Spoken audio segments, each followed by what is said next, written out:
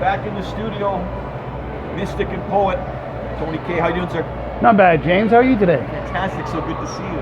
Well, it's good because you came in here today. You're so full of sunshine and strength of will, and just a big smile.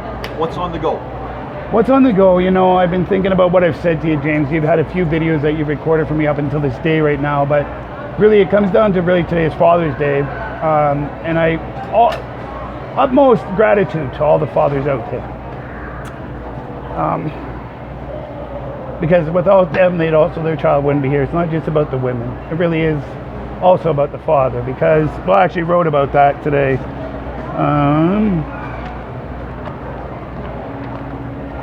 That a woman is a creating wonder of the universe. Nobody can create what a woman can create without surgery. So Mother's Day should be the most important day of the year, because if we didn't have mothers, none of us would have been born to be here today to worry about any days at all. And the most powerful energy in the universe next to God is wisdom and patience of a mother's heart, while the man brings in the strength and the courage to protect those.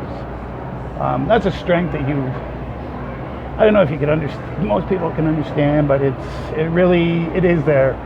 So for me, I'm 52 years old, and I've always dreamed since I was a child, still to this day, one of the most amazing things in my life is knowing that a woman is creating a life inside her for us. Like, she's carrying that child. She's like an alchemist creating that life. Like, it's unbelievable. I don't know if a person can grasp how that's actually magical. That's like magical. I'm not saying this to be profound or anything at all. It's really, try and look at what the world, go watch a TV show and see what you can see. If you can find something that can create a life like that growing inside a woman but anyways. So my dream has always been that I wished I could have had a child with a woman throughout my life. So I've lost my chances. Let's say not lost my chances, just misguided journeys of knowing what's what, because the world has been lying to us for so long what true love is, I guess. Right? That we all, truthfully, actually, we're not supposed to be 6 feet apart from each other, because our hearts actually rhythm with each other. That's why we glow. But we're our lighthouse in the speaking of this world, right? Really. If we could just let it go and realize that, yeah. But for me, it's always been that child. My oldest dream was that if I had a woman that carried my child for me, for those 9 months, at the end of the 9 months when she gave birth to that child, I'd be the guy that would take over everything for her. While that child and her, she could still do what she needed to do, but I'd be more focusing on her and the child. That I would do anything that I could while she rested and nurtured that child back to, because that's where the land of the milk and honey comes from. The woman is the milk to provide the nurture for the child that we give creation of life to, of that flower. And the man is the one that goes out and hunts the honey to protect those ones and nourish them back to health through the nectar of the healing power of honey. And the bees, a woman is like a woman in a heart of like a bee. But anyways, so for me, I lost my chances and I've misguided my chances. That's in another story. But so on October 16th, 2011, at 40 years of my life, that year before I had spent being a papa. I'm not a husband. I'm not a father. I do care for people. I do love a few humans. That is true with my heart. As I speak today, that I love a few humans with all I can. I care for every other human, and I love everything else on the planet. And the few that I love, I love for them as much as I care and love everything else. But anyways, so I fell 10 feet framing houses in Edmonton. Fractured 9 ribs, a few vertebrae, collarbone, AC joint in my shoulder. What else? My hand. It was over 20 bone fractures. That's much. My scapula. But the main part is I cracked my skull, and there was blood pouring out of my ear. From this point on, I think I've said this a few times. This is what my main drive is today. Is that I have no memory of this. If it wasn't for my family members in the past, my family members at that time, I wouldn't have any memories. I really wouldn't. And this is where it comes into God, because from this point on, this is how many memories I have of those years. I remember when I fell down that hole that I know there was blood pouring out of my ear because I cracked my skull. But my first memory from when they hauled me in an ambulance to U of A. I don't have any memory of that. I was in U of A in Alberta, in Edmonton. So from my first memory from that October 16th, 2011, was I remember getting let out of the hospital at I have to shut my eyes because my memory's trying to pull these out, and I know I should forget about it, but I don't want to forget about it because I need those. So my first memory is getting picked up in a blue car out front of U of A, and we lived at 1904 48th Street, Northwest Edmonton, Alberta. I don't remember getting in there. I just know that I remember the blue car picking me up. I remember driving past a car dealership over on White Ave, and then that's it. Next memory that I have, I can't, it's so hard to find them. The next memory I have,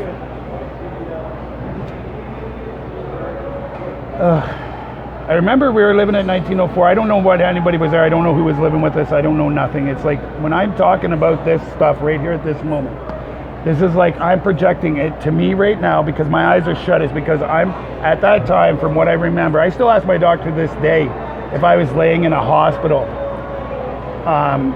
because I have no memory of it. So it's hard because to me it's like I was up floating above everybody else on the planet while I was watching my life, and I have no memory of it. This is like the so weirdest feeling. I don't know if there's many people that know what this feels like out there. But anyways, I remember at that place I knew I had problems, so I remember my first doctor that I have now, he was at Millwoods Town Center. I remember walking from 1904 to go and see him at Millwoods Town Center. And then the next memory I have was Christmas. I think with my ex-wife's oldest granddaughter Jasmine, I made a gingerbread house with her, I think.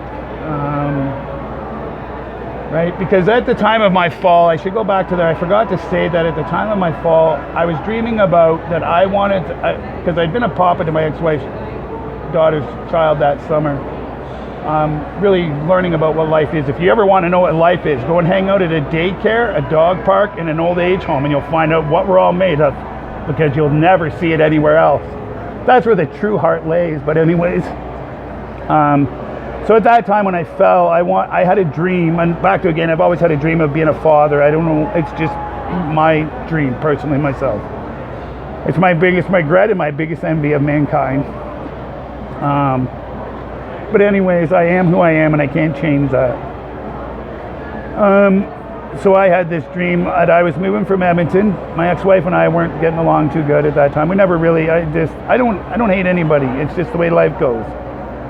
Because I would never regret any of my mistakes that I've ever made in my life to this day, because I would not be able to speak with the heart I am speaking with right now. So anyways, I had this dream of moving to Calgary from Edmonton, going back to college. I've been there a few times in my life.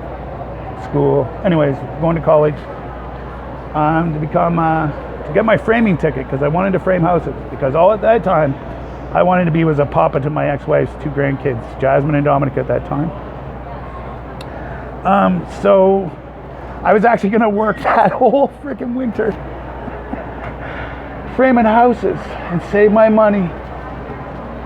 I didn't even want to take a day off because I wanted to save my money so I could take Jasmine and Dominic on a trip to Alaska the next year of 2012 for my birthday present, actually, to myself. I wanted to save up, take them for a whole month. Just, man, oh man. But anyways, so back to again is my next memory. This is where it gets confusing because the head injury is so messed up now.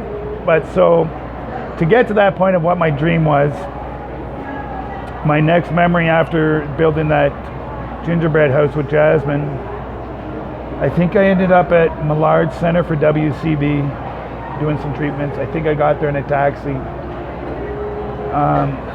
The only people I remember from there is Leona, the drill sergeant.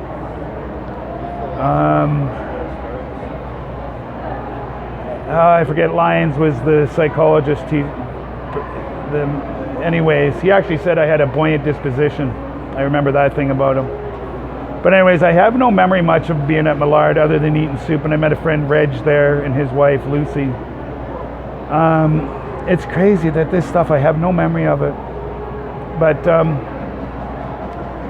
up to that point after Millard, I had pressure in my head. I had ear surgery, I know, not ear surgery, hand surgery. I've been doing some physio work or physio treatments at Millard Center. It's like I'm talking to you through, it's so weird.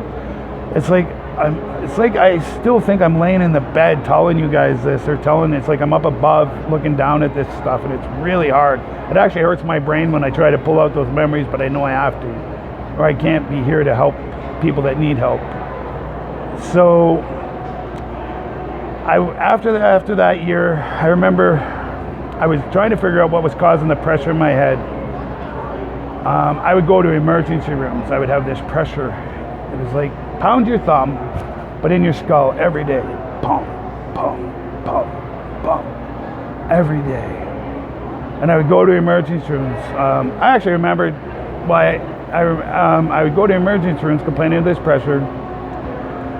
I would tell them I had double vision, an MRI, a CT scan. I remember one night when we were living up in the north side, I think it was, of Edmonton, I woke up drooling out of my mouth. I just remember this is like a dream to me. I'm telling you a dream. I wake up drooling out of my mouth. I don't know nothing about anything else. It's like, this is so crazy telling this because I can't see it. It's like weird feeling. I remember waking up. I don't know if we had the Ford Expedition. This is like when I'm trying to pull this out of my head, it's like so much pressure trying to pull these out of what was lost. So I know I drove to Royal Alec Hospital. I think it was, I don't even remember, it was at night. I don't know anything about it. I don't know how long I was there. I don't know nothing about it. It's like such a dream. I remember once, I know I woke up in a bed at a nurse's station. I think I was across from a nurse's station in the brain injury group. They'd done some testing. They'd done MRIs. And then the crazy thing is that they wanted to do an LP on me, a lower lumbar puncture is what that is actually, or a spinal tap, whichever way you want to go. Anyways, and at that time, I remember to this day, this is the craziest feeling in my life, one of the craziest feelings. So I remember that I was trying to get rid of this pressure in my head, and the places I went. I'll go on longer on how many places I went. This was for 6 years anyways. So I remember laying in the bed. I had phoned my ex-wife and told her that they wanted to do I don't even remember, because I remember this medication that they gave me, it actually made me feel like I was clearer. I think I was seeing Dr. Nash at the time at High Center, and I remember phoning his office trying to get that medication, blah, blah, blah, so I could kind of have some normalcy again in my life. Like, I don't know what it was. And I phoned her and they said that they were going to do a spinal tap, and they didn't. So I remember to this day, sitting in the bed, when the doctor went to do the spinal tap. I was across from the nurse's station, and I remember her stabbing it. If you know it, they're going right into through your back, in with this great big freaking long needle. And it's right to your spine. They're going right to your spinal cord to get the fluid. I remember feeling it. It hurts because I got to flinch like my body when I do this.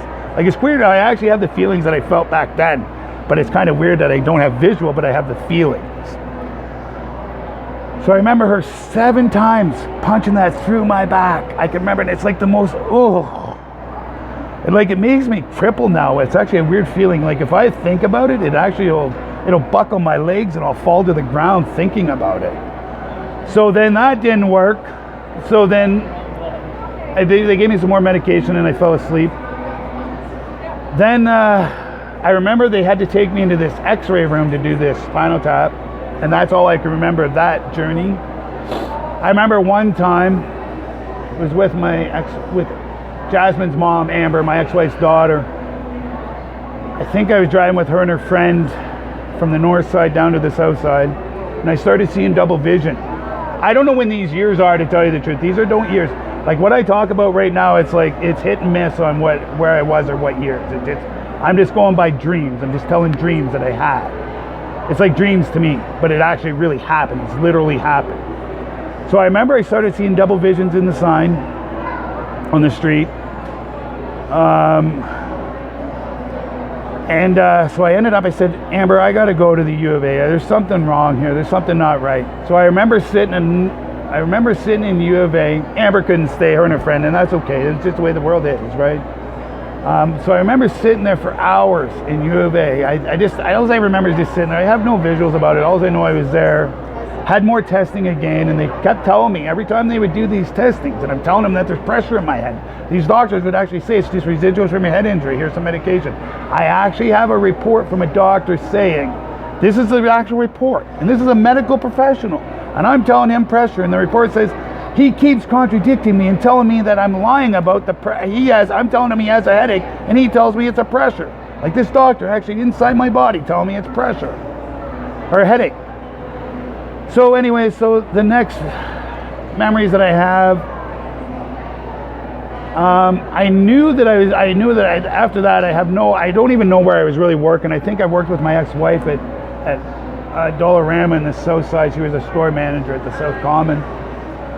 It's like, this is so crazy that I'm telling this. It's like I don't know, because this was for 6 years, and I remember I could never go. The one thing that I knew, I was still fighting WCB. They actually said my head injury wasn't caused from me falling down a hole. I don't know how that happened. Like I fell down a flight of stairs, cracked my skull, blowing out. Tried to drive to work. I don't know how I got there, but anyways. So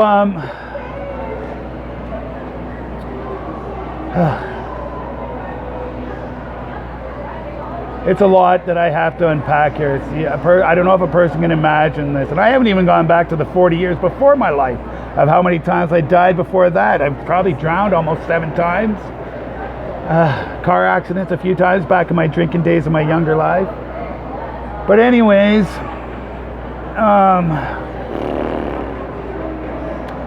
so U of A, I remember them sending me to Dr. Nash after seeing that. That was with my eye pressure too. They'd found out that my eye pressure was at the 50%, like it was in the high 40s%. If you know eye pressure, it's crazy.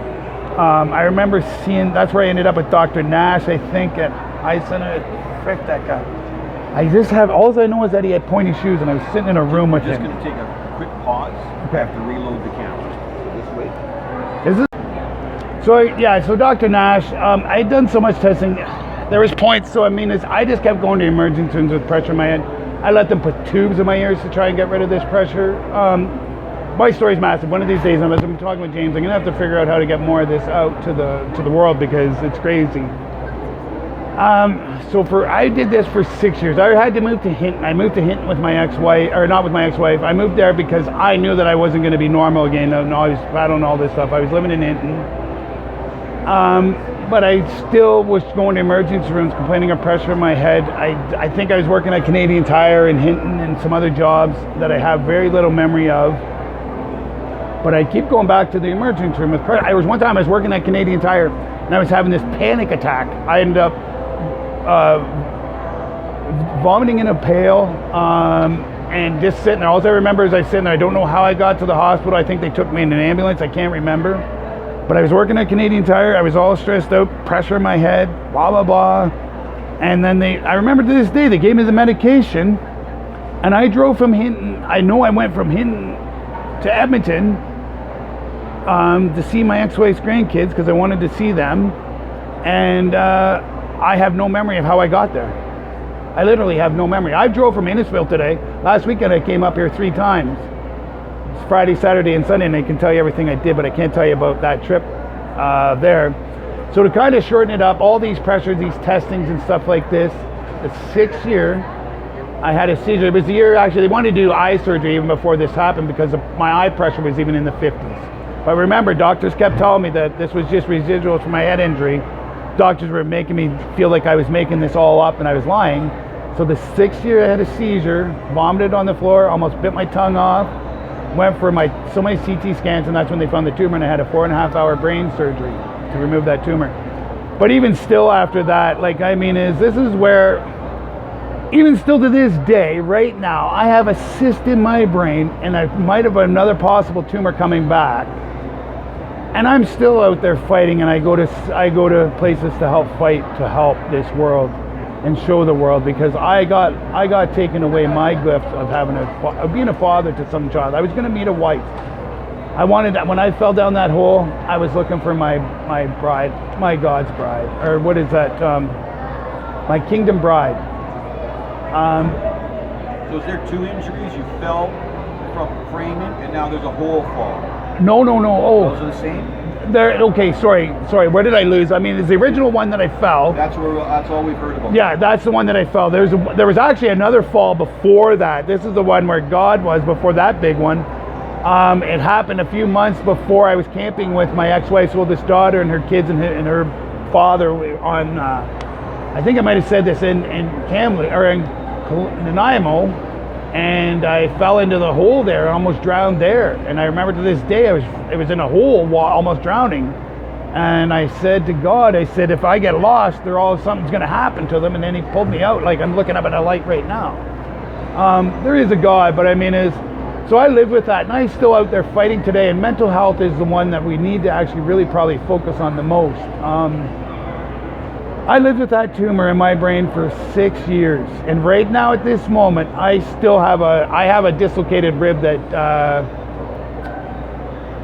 what's the word I'm looking for right now? Dislocates, and I have to go and get it adjusted every week. There's a whole testimony to this, but really we need help for mental health is probably what we need the most in this country, and especially for men.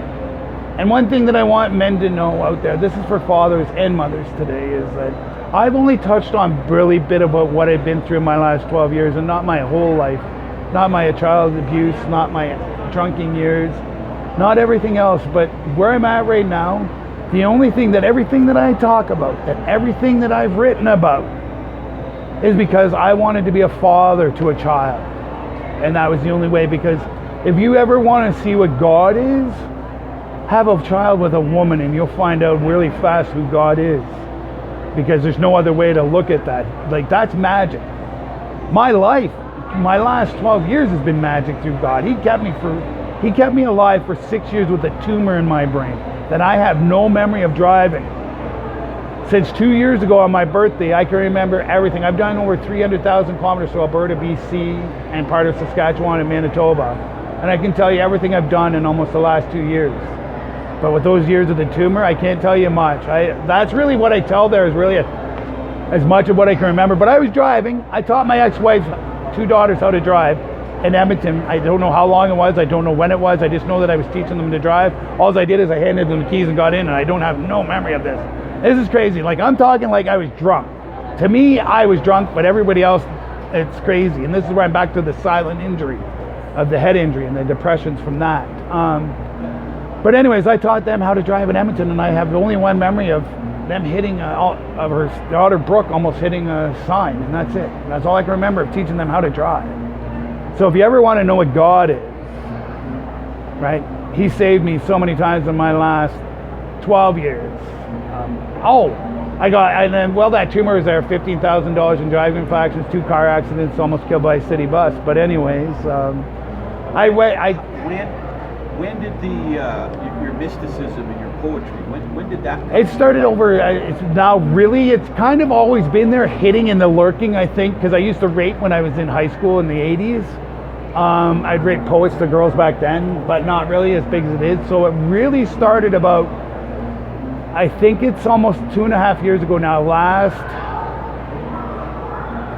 It was last October, or last March is really when it pretty started taking off, because you know what? That's where I think my brain opened up again, and it's back to again is that at the end of this, I think I've also been rating my proposal to my Kingdom Bride is what I've been rating, because some of this stuff that I rate is like, it's crazy what I rate. This is what I wrote today, actually, then about that. I wrote this one last night.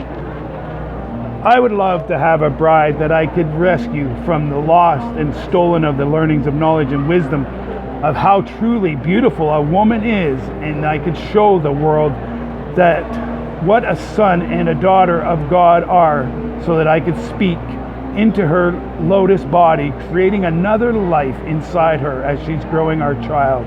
Through her, as an alchemist, storms are brewing inside her, creating that life, and she still stands steadfast, like you can't even imagine, carrying that child inside her.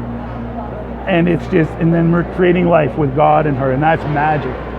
Creating a life inside a woman is magic. You can't, And then I come to Genesis 1:11. Then God said, let the earth bring forth grass, the herb that yields, and fruit tree that yields fruit according to its kind. And God saw that it was good. And then I go to 1:12 in Genesis, and the earth brought forth grass, the herb that yields seed according to its kind, and there that yields fruit. Those seeds is there itself according to its kind. And God saw that it was good. But I mean, as you know, though, just for what I've been, though, man, this is for fathers out there also. I stood steadfast for the last 12 years for what I've been through in my whole life, still wishing one day that I could be a father to a child.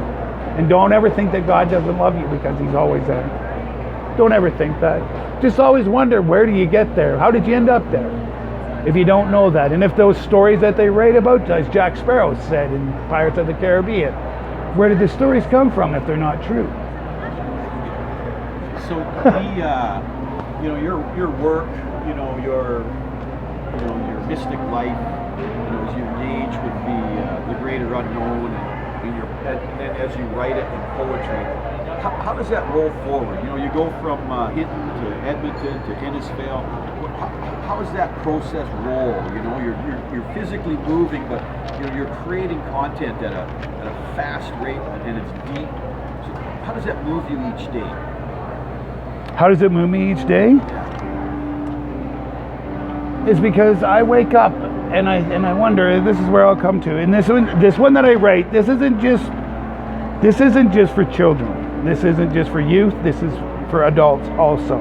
This is how I look at the whole world every day.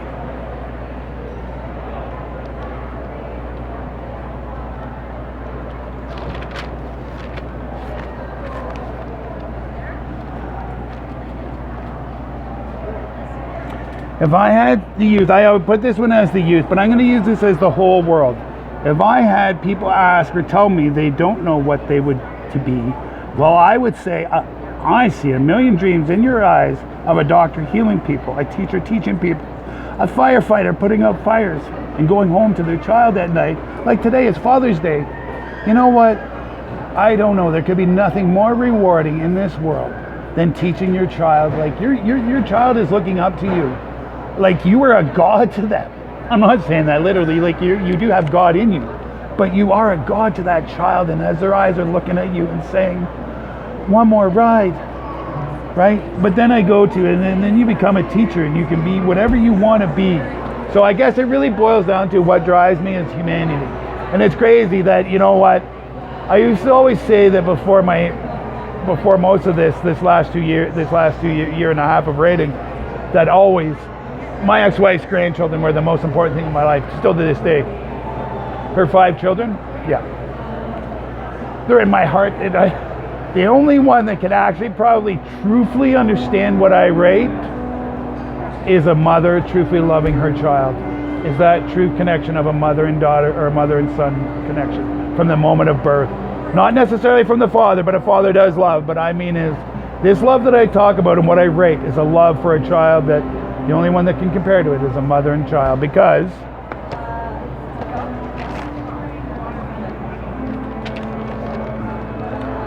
a woman and child should spark the life spirit of a man to flow to his heart, lighting his soul, traveling to his brain to start the gears of movement and creating the dreams of imagination from the woman and child.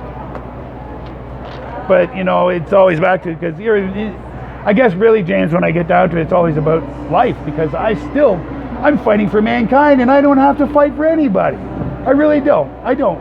But you know what?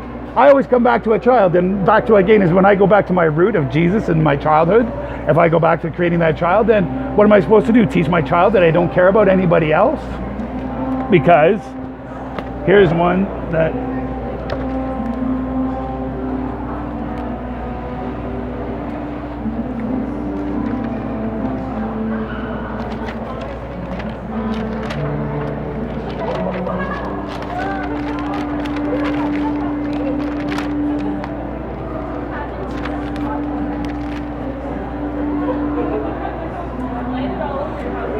what is he, a son of man?